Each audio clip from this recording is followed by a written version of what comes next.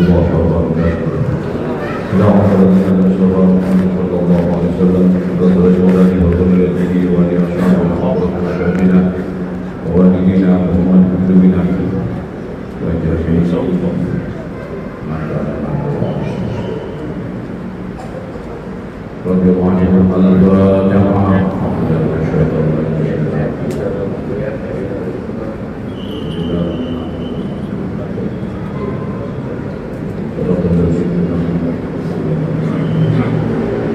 Bismillahirrahmanirrahim. Alhamdulillahirabbil alamin wassalatu wassalamu ala asyrofil anbiya'i wal mursalin sayyidina Muhammadin wa ala alihi washabihi ajma'in amma ba'd. Wa'lam anna as-sa'adata mawqufatun ala husulil qurbi min Allah. Melanjutkan penjelasan kemarin setelah masih seputar sabar, Syekh Al-Habib Abdullah bin Al-Haddad menyampaikan bahwa sesungguhnya kebahagiaan ini hanya akan bisa didapat ketika dekat dengan Allah saja. Saya ulangi, wa'lam anna sa'adata mawqufatun ala husulil qurbi min Allah. Kebahagiaan, keberuntungan ini hanya bisa didapat dengan dekat kepada Allah. Wa husuluhu mawqufun ala tibail haqqi wa jitinabil batil abada. Untuk mendapatkan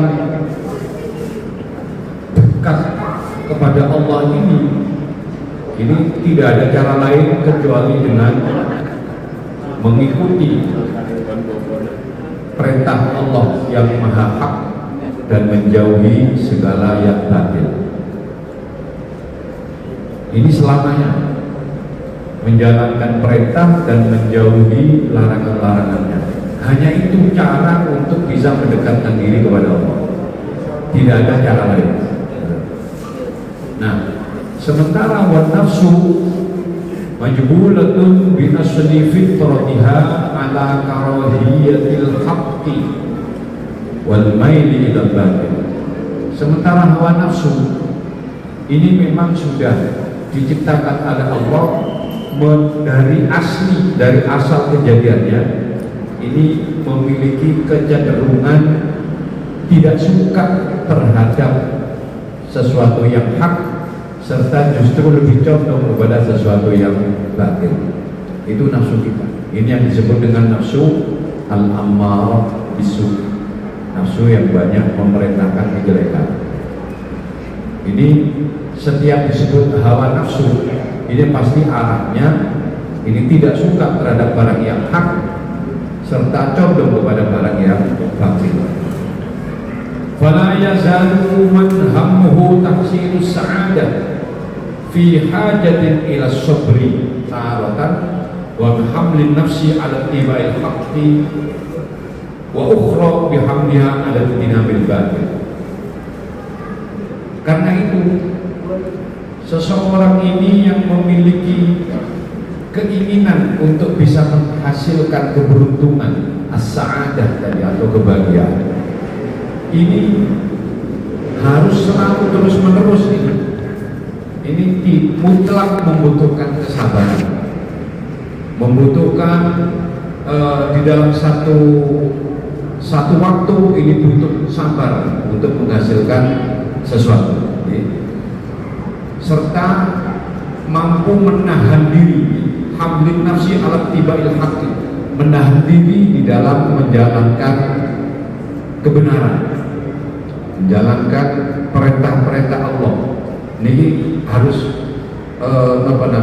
terkadang dengan menahan hamlun nafsi, menahan diri. Jadi misalnya begini, orang ini aslinya antara sholat dengan tidak antara puasa dengan tidak, itu aslinya tuh lebih seneng bener sholat, lebih seneng bener poso. Jadi andai kata puasa kemudian sholat itu dibebaskan oleh Allah misalnya, kira-kira sampai seneng apa susah? Coba dijawab dengan jujur aja. Andai kata Allah membebaskan, wis mulai saiki gak wajib poso, jenengan alhamdulillah atau innalillah? Nah, begitu loh potongannya guys tuh asli loh ya. Karena masing-masing kita punya nafsu, Pak. Wong lek pancene betul-betul cinta, betul-betul senang poso niki, Pak. Niki poso artinya dia gembira. Tapi kita niki asline puasa itu berat. Puasa itu berat. Kalau ada orang, oh saya senang puasa, saya belum percaya. Kalau ada yang memang betul-betul saya senang puasa. Nah, kalau memang senang puasa, mesti ini tiap harinya Senin Kemis terus berjalan. Nek wis arep riyo itu susah. Tapi kebanyakan di antara kita ketika mau lebaran itu senang. Nah, ono wong sing ketika buka niku susah. Duh, mari buka wis susah, aku kuwi poso terus gak ada. Artinya memang berat. Orang yang memang betul-betul merasakan ibadah itu sebagai sebuah kenikmatan dan sebuah kebutuhan, bukan kebutuhan, sebuah kebutuhan, bukan kewajiban. Itu baru saya percaya ada orang yang mau begitu. Kelasnya kelas sahabat. Sayyidina Ali itu andai kata saya masuk surga, terus di sana tetap saya ingin sholat. Walaupun sudah tidak wajib lagi di sana sholat, tapi kepingin sholat. Lah kita, jujur aja kita tanya masing-masing kita, setiap harinya kita kalau masuk waktu sholat, itu kita seneng atau susah bagi kita? Jawab, dijawab. Seneng atau susah kira-kira? Jujur loh ya, sampai poso ini. Aslinya itu susah Pak. Waduh itu hanya maghrib ini yang kita tunggu, karena kita tengah puasa, sehingga seneng lagi sono beduk maghrib. Mari ini maghrib, alhamdulillah seneng karena ditunggu. Tapi coba subuh, apakah kita juga menunggu? Zuhur, asar, apa juga menunggu? Susah mari buka, waduh kok cepet isya, baru mari rokokan. Harus terawih. Jadi orang seneng itu mesti seneng. Alhamdulillah, benar isya terawih bisa. Tapi di antara kita, jujur aja masih ada yang berat. Waduh, dia cepet tinggal isya kan? Ini dong betul. Itu saya jawab, kami jawab sendiri dalam hati. Iya tidaknya jawab. Nah, juga karena itu wa ukhra bihamdiha 'ala bil batil. Nah, di sisi yang lain, dalam waktu yang lain ini dibutuhkan menahan diri di dalam menjauhi kebatilan. Karena itu kemudian as-sabr wa sabru 'ala arba'ati aqsam. Sabar ini ada 4 macam. Sabar itu ada 4 macam. Yang pertama, awwaluha as-sabru 'ala ta'at. Sabar menjalankan ketaatan, menjalankan kewajiban agama. Ini dibutuhkan sabar. Yaitu tadi, saat hari kepingin itu turu, bahasa turu lah enaknya sampai terus 14 tahun subuhan. Tapi dipaksa menahan diri, kait sasar semalam melebar. Tidak. Baru mau dibangunkan itu beratnya setengah mati. Tapi harus dipaksa. Itu namanya sabar di dalam menjalankan kewajiban. Hari ini kita berpuasa, ini juga melatih sabar. Karena itu as-sabru nisfu sabr. Puasa itu separuhnya sabar, was-sabru nisful iman. Dan sabar itu separuhnya iman. Jadi puasa inilah, ini seperempatnya iman. Jenengan kosongnya ini seperempat, dapat seperempat iman. Kalau penjenengan hidup di dunia ini bisa sabar dan syukur, maka sempurna. Wa yaksuru batinan bil ikhlas wa khulul qalbi fiha. Nah, sabar di dalam menjalankan ketaatan ini bisa berhasil secara batin dengan ikhlas, menerima. Ya, memang kewajiban agama, sudah saya akan lakukan. Itu bisa hasil sabar di dalam menjalankan perintah agama atau ketaatan tadi. Wa huduril qalbi fiha, serta menghadirkan hati ketika menjalankan ketaatan ini. Saya sholat ini tengah menghadap kepada Allah. Saya beribadah ini adalah untuk kepentingan saya, bukan untuk kepentingan Allah. Allah tidak butuh dengan ibadah saya. Allah tidak butuh, tapi Allah butuh. Nah, tapi saya butuh ibadah karena saya diperintah. Dan sekali lagi perlu saya ingatkan bahwa ketika kita melakukan ketaatan dan ibadah, sekali lagi jangan melirik kepada diri kita, lebih-lebih melihat. Jangan kita tidak punya andil sama sekali dalam ibadah yang kita lakukan. Itu murni karunia dari Allah SWT. Anda punya suara bagus, bisa qiraah, duit hafalan Quran, pinter ngaji, punya ilmu, pinter tinggi dan sebagainya. Semua kebaikan-kebaikan yang Anda terima itu jangan pernah melirik pada diri kita sendiri. Murni itu karena karunia Allah kepada Anda. Sehingga agar kita tidak menjadi orang yang sombong, merasa punya andil, merasa punya prestasi, merasa punya kehormatan, sehingga kalau ada orang yang tidak hormat kita kemudian sakit hati. Loh, orang ini tidak tahu dah. Aku ini sombong, wah gitu. Betul sombong itu. Ini yang bisa meleburkan amal. Apalagi hanya sekedar dititipi harta, dititipi jabatan, yang itu tidak selamanya. Harta tidak kita bawa kemana-mana. Orang yang kaya raya manapun ya mati gawa sini, nggak kira digawa sampai mati pun mudah. Beda dengan ilmu itu masih dibawa, al ilmu fi sudur. Kemana-mana orang itu pergi, orang harga ilmunya itu. Apalagi juga jabatan, yang itu tidak selamanya. Itu juga ramai antara 30 20 atau dosa itu akan berakhir. Itu semua adalah titipan. Karena itu jangan melihat, biar kita tidak menjadi orang yang wadohiron secara dohir untuk bisa menghasilkan atau berhasil di dalam menjalankan sabar dalam menjalankan taat ini bilusumiha wadawami alaiha,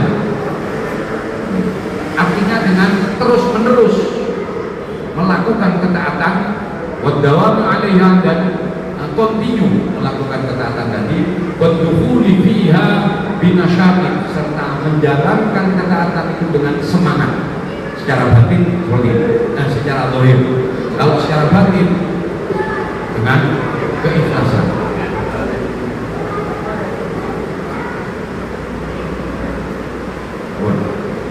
Wal ityani biha 'ala wajhil masyru', serta menjalankan ketaatan itu sesuai dengan tata cara yang telah disyariatkan oleh Nabi.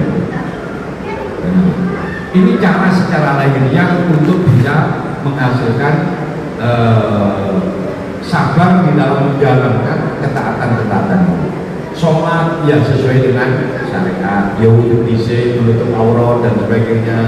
Demikian pula yang lain-lain ibadah lain sesuai dengan tata cara yang telah disyariatkan. Ada semangat, kemudian kontinu terus menerus. Jangan bolong-bolong, Pak. Kadang sholat, kadang tidak. Sholat 5 waktu ini bolong. Oh, ini alamat sudah. Kalau orang sudah meremehkan terhadap sesuatu yang sesuatu yang kebaikan, sesuatu yang sunat, dia akan terhalang untuk melakukan yang wajib. Orang kalau sudah meremehkan yang wajib, maka dia akan terhalang untuk mendapatkan ridho dari Allah Subhanahu wa Ta'ala. Karena itu harus dipaksa, walaupun kita malas, kita berat menjalankan sholat 5 waktu, harus dipaksa. Ingat bahwa kita diciptakan ini untuk akhirat. Oleh Allah kita dikonsep untuk akhirat, bukan kita diciptakan untuk dunia. Wa yab'atsu 'ala hadha as-sabri dzikru ma wa'ada Allah 'ala fi'li ta'at, untuk membangkitkan semangat sabar di dalam menjalankan ketaatan ini, yaitu mengingat terhadap apa yang dijanjikan Allah ketika menjalankan ketaatan itu. Saya tak sholat berjamaah, ini mengingat, oh sholat jamaah itu pahalanya 27 derajat. Kalau sholat sendirian dia masih kecil. Nah, aku tak mengingat apa yang dijanjikan oleh Allah. Saya tak sholat tahajud, dan sholat tahajud ini istimewanya luar biasa. Mengingat itu sehingga mendorong kita untuk bisa semangat di dalam menjalankan ketaatan. Baik pahala yang dijanjikan ajilan wa ajilan, baik yang dijanjikan di dunia maupun di akhirat. Wa man lazima sabru ala hadzal wajhi wa shalla ila maqamil qurbi. Barang siapa yang mampu bersabar dalam sisi ini, bersabar dalam menjalankan ketaatan, maka dia akan nyampe pada maqam al-qurbi, minal qurbi, masuk pada maqam dekat dengan Allah. Ketika kita sudah sering melakukan ketaatan itu dengan semangat, dengan ikhlas, dan kemudian mengingat untuk bisa mengingat janji-janji Allah terhadap pahala yang akan diberikan kepada orang yang melakukan ketaatan. Wa hunaka yajidu fi ta'a minal halawah wal ladzat wal unsi ma la yusabuna. Pada saat itu nanti orang yang sudah nyampe pada maqamul qurbi ini, dia akan merasakan di dalam ketaatan itu ada kenikmatan, ada kemanisan, ada kelezatan luar biasa yang tidak bisa disebut. Ada rasa tenang, rasa tentram. Bahkan ada salah satu sahabat yang terkena panah. Ketika panah ini mau dicabut, padahal disentuh saja panah itu sakitnya setengah mati. Dia kemudian pamit, sudah saya tak sholat dulu. Kalau saya sholat, baru nanti cabut panah yang menancap di tubuh saya. Begitu sholat, Allahu Akbar, merasakan nikmat yang luar biasa dari sholatnya, sampai panah dicabut ini tidak terasa. Bayangkan, sudahkah kita seperti itu? Oh, kayak adik suwi pipi emang nyambung itu sudah imam ngecek suwi ini tak ngerti nyambung itu benar. Dari ledak dari mana akan kita dapatkan nikmat dari mana? Padahal sholat itu masya Allah, sholat itu komunikasi yang paling cepat sholat hamba terhadap Tuhannya. Dan posisi sujud ini posisi terdekat seorang hamba kepada Tuhan. Aqrabu ma yakunul 'abdu, aqrabu ma yakunul 'abdu min rabbih fa huwa sajid. Waktu berdua, posisi terdekat seorang hamba dengan Tuhannya itu saat dia sujud. Karena saat sujud ini dia secara lahiriah dan batinnya menunjukkan bahwa dirinya seorang hamba. Kepala yang dimuliakan ini ditaruh di bawah, lebih rendah dari pantat kita. Dan itu posisi terdekat seorang hamba terhadap Tuhan. Karena itu berbanyak doa pada saat sujud, berbanyak doa. Nah, wa yanbaghi liman hasala lahu hadzal amr alla yusakkina ilayhi dunallah. Wa yanbaghi liman hasala lahu hadzal amr alla yusakkina ilayhi dunallah. Nah, bagi orang yang sudah mencapai posisi seperti ini, Allah bisa kita ini juga agar tidak merasa tentram, dia tidak tidak merasa tentram, tidak merasa tenang kepada selain Allah. Tentramnya itu hanya pada Allah saja, sehingga selalu di dalam hidupnya dia akan mendominasikan peranan Allah Subhanahu wa Ta'ala, tidak mengandalkan yang lain. Orang yang sudah nyampe makom ini tadi.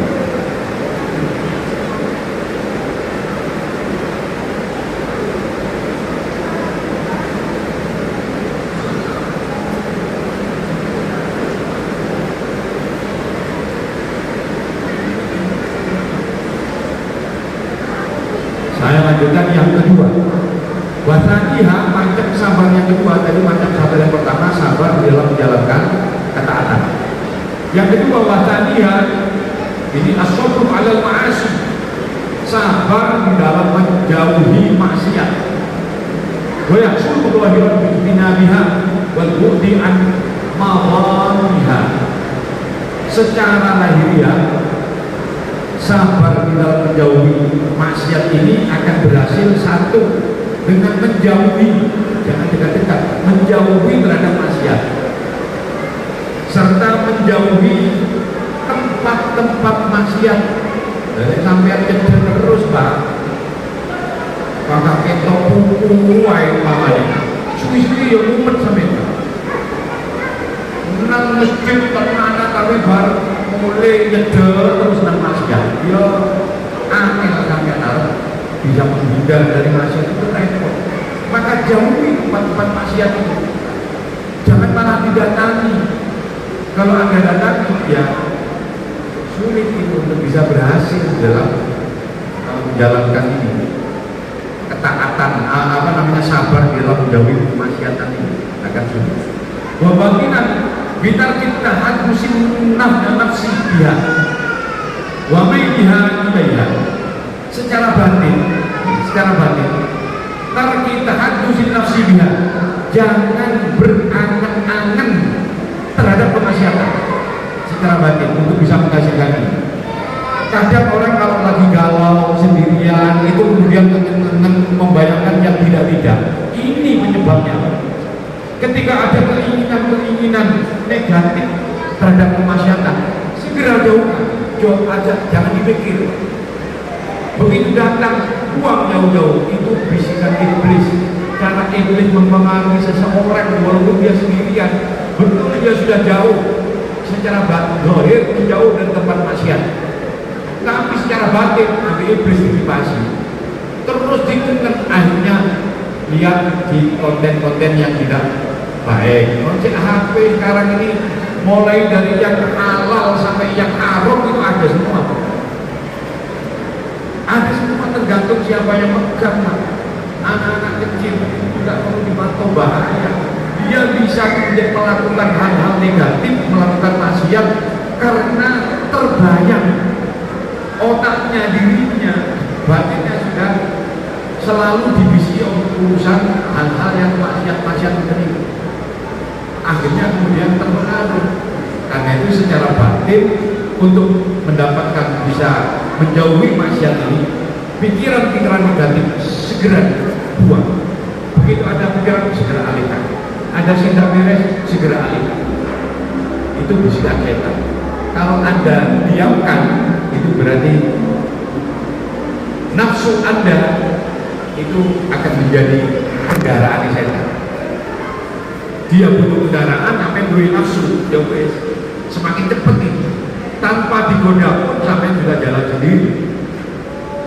Karena itu ada unen-unen, ada kata-kata setan di perkotaan ini sudah hijrah semua ke pedesaan. Karena apa? Karena di kota tidak usah digoda, sudah jalan sendiri Pak. Setan tidak usah duduk, boleh jalan ini merokok di dalam merokok itu kota seperti itu. Sekarang larinya ke desa. Lebih desa yang mau kita hati-hati. Dulu goncengan laki-laki perempuan itu sarung. Goncengan walaupun itu tunangan loh. Dulu zaman masih kecilnya saya itu sarung Pak. Saiki durung tunangan. Goncengan teman dinding ada joget turah separuh. Padahal sudah dibuat berbeda, saking lengketnya sudah tidak malu pakai jilbab, terus kemudian dengan laki-laki yang macam-macam dia nalo, dia jejer, nggak isi di sana. Pakaian sudah tidak membuat orang malu. Kalau dulu pakai kopiah, pakai sarung isi, saya jalan Pak, dimana-mana semoga kesempatan jalan. Ini yang sarungan kemudian joget di panggung kemudian nyawer itu juga ada. Bukan soal casingnya Pak, tapi soal hati. Jauhkan pikiran-pikiran negatif itu. Di annal awwal dzambi fatratun, karena awalnya orang itu melakukan dosa itu mulai dari kerentek,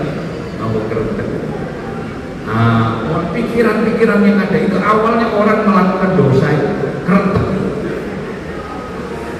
Wa amma tadzakkuru dzunub as-salimatu fa in kana yahsulu bi khaufun aw nadamun fa huwa hasan. Adapun mengingat dosa-dosa yang pernah dilakukan, kalau mengingat dosa itu bisa menimbulkan rasa takut dan rasa menyesal, takut akan siksa Allah. Itu saya pernah mencuri, saya pernah begini, pernah mabuk, pernah ini itu. Ya Allah, kok menimbulkan rasa takut dan rasa menyesal, itu termasuk baik. Tapi wa illa fatarkuhu ahsan. Tapi kalau tidak bisa menimbulkan, tapi justru akan membuat terulang kembali, nah lebih baik tidak usah diingat dosa yang lalu, dosa diingat. Karena kadang orang itu begitu mengingat dosa-dosa yang lalu, kesalahan terhadap orang tua, ibunya diperlakukan seperti itu, saat ibu sedo, bapaknya yang diperlakukan macam-macam sama anaknya, sama kita ini, terus kadang menyesal. Nah itu ada. Kalau seperti itu maka bagus Pak, sambil mengingatnya. Tapi nek boten lebih baik ditinggal. Wa yaqa'u ala hadha sabr tadhakkur ma tawa'ada Allah bihi 'ala al-ma'asi min al-iqab ajilan wa ajilan. Nah, untuk mendorong sabar di dalam menjauhi maksiat ini perlu untuk mengingat ancaman-ancaman Allah. Baik ancaman di dunia maupun lebih-lebih di akhirat. Bagaimana beratnya orang yang kemudian disiksa karena melakukan dosa. Orang yang mencuri misalnya, itu kalau hukum dunia, hukum Islam itu dipotong. Orang yang zina dirajam, dilempari batu. Bayangkan kalau kita dilempari batu, bayangkan kalau kita dibakar hidup-hidup. Ambil korek sampai bakar sendiri, bagaimana rasanya?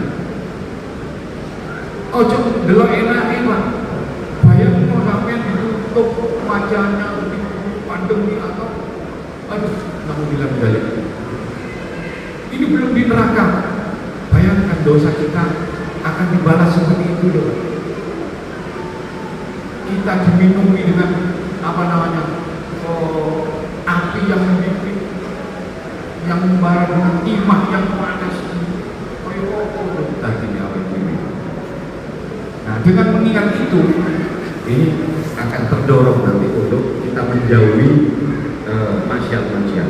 Wa man wada'u 'ala sabri 'ala hadzal wajhi akramahu Allah biwujudil unfati minal ma'asi kulliha. Orang yang rutin, yang terus-menerus istiqomah melakukan sabar di dalam menjauhi maksiat ini, maka dia akan dimuliakan oleh Allah. Akramahullah biwujudil unfat, dia akan dimuliakan dengan Allah dengan bentuk terjaga dari perbuatan maksiat, terjaga dari perbuatan maksiat. Sejak melakukan maksiat ini ada penolakan, entah caranya penolakan Allah dalam menyelamatkan orang ini macam-macam. Walaupun dia sudah berniat melakukan, seperti ada seseorang yang kemudian ingin melakukan zina dengan seorang perempuan yang memang orang cantik sekali, luar biasa dari. Masuk rumahnya saja itu bayar 100.000 dirham. Masuk rumah itu kelasnya kelas baik kelas puluhan juta. Nah suatu saat ada orang yang kepingin, orang ini orang soleh, orang larang, belum bono duit, bahkan sudah bisa masuk, kayak nonton biskuit itu, masuk gedung bayar, jadi nonton apa tidak, uang tidak bisa diambil.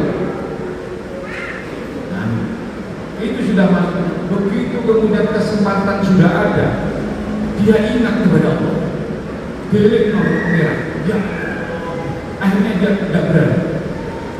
Tidak jadi, karena ditanya sama Birayu sama yang berpakai, mas, rugi loh sampai ini, hilang duit sampai dia balik ke itu. Tidak, ini Allah, saya takut banget. Dan akhirnya si perempuan ini penasaran dengan laki-laki. Padahal sampai ditawari di kortek banget, padahal yang lain itu minta kortekan. Ini loh, kehilangan duit, dia penasaran. Dalam cerita itu kemudian dia berhenti jadi perempuan nakal terus mencari lelaki yang seperti itu. Dikumpul sampai akhirnya sekian berbulan-bulan terus ketemu, minta diganti. Wafil ayat dari perkawinan ini, ya, ini melahirkan 70 wali dari perkawinan orang laki-laki yang itu dengan perempuan yang bukan orang jelek ini tadi Fagio, tapi telah tobat. Karena itu maksiatun awrosan dullan wa iftihara itu masih afdalu minat ta'ah awrosan izzat wa istighbar. Perbuatan maksiat yang kemudian melahirkan rasa hina dan rasa butuh kepada Allah itu masih lebih baik dibanding dengan ketaatan yang menumbuhkan rasa mulia dan merasa sombong. Jadi si api wong elek tapi ngomong so elek, timbangannya wong api ngomong so api.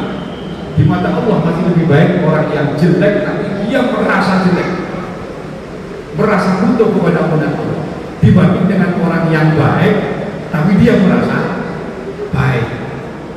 Jadi apa-apaan ini guys, kita semuanya kan merasa baik. Ini kalau dibanding dengan orang yang jelek dan dia merasa jelek, Pak, nilainya lebih tinggi dia dari Allah. Karena itu jangan kita ini merasa baik. Saat kita merasa baik, ya, maka kita sudah mulai jelek.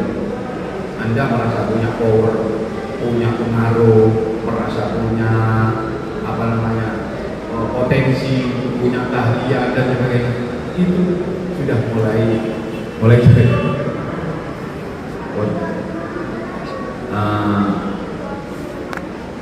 Al-Qudran kulliha hatta yasiru dukhulna ahwan alaihi min irtikabi adnah.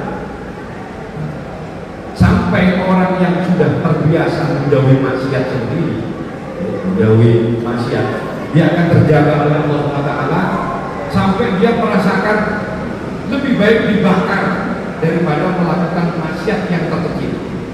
Dia boleh dibakar daripada melakukan maksiat. Kalau sudah ada rasa seperti itu, waduh, ini luar biasa. Orang ini orang yang mulia di sisi Allah. Kalau yang sabar atas ketaatan, itu dia akan mendapatkan makom hubbi, dekat kepada Allah. Orang yang menjauhi maksiat ini akan dimuliakan oleh Allah dan dijaga dari melakukan kemaksiatan sampai dia itu mendapatkan kemuliaan juga di hadapan dunia ini, di hadapan orang-orang yang di makhluk-makhluknya Allah. Ini dihormati, walaupun tidak ingin dihormati. Apalagi sampai kemudian daripada saya melakukan maksiat yang sekecil apapun, lebih baik saya dibongkar. Nah, jadi lebih baik dia menerima siksaan daripada harus melakukan kemaksiatan sekecil apapun maksiatan. Jadi ingat-ingat dengan ancaman itu, sehingga mudah-mudahan kita di pikiran kita diberi bersih, tidak berpikiran macam-macam, misalnya dengan korupsi, dengan macam-macam. Bentuknya itu halus, Pak. Setan sekarang mempengaruhi orang. Mudah-mudahan kita semuanya diselamatkan kepada Allah. Dan mohon kurang lebihnya, mohon maaf. Untuk yang ketiga dan keempat kita lakukan